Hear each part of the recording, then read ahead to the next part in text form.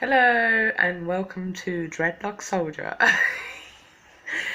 Right, I went for CT scan results today and basically told that I have no problems with my lungs in terms of cancer, tumours, blah blah blah.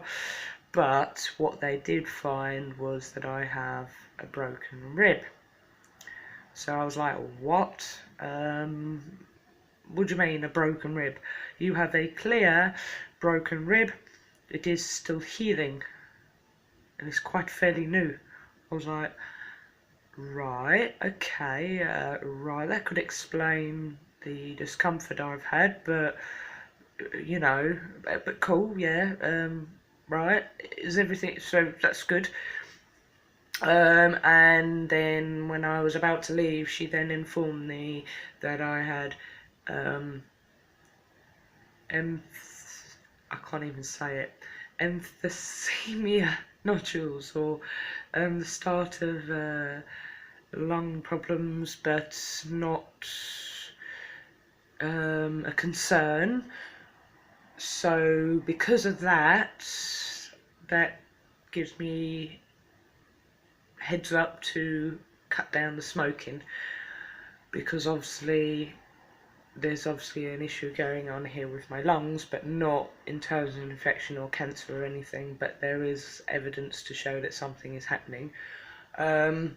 So yeah, so the results at the moment are clear, but she asked me lots of questions about my sickness and what happens and stuff, and I explained to her that when I eat food, as I'm eating the food and I sort of get halfway through it or a quarter way through it, I start to feel sick.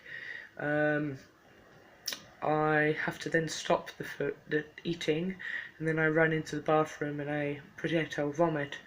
So she thinks that what's happening is the food is going into my lungs, causing me to cough up all the stuff.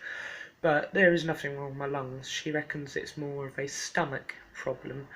And she asked me about my toilets and the way everything was, and I said, well, I've been diagnosed already with pelvic floor dyssynergia, which is the inability to asphyxiate as a normal human being.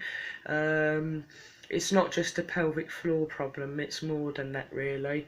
It's a bit beyond. It's a bit beyond that. You have to use a special machine so that you can see when you are doing your pelvic floors, because your pelvic floors are so weak that you can't even feel you doing them, so you don't know. So the machine helps a lot, but with the machines it's like 80 quid to lend, whilst it's like £99 to buy, and unfortunately I can't afford that at the moment.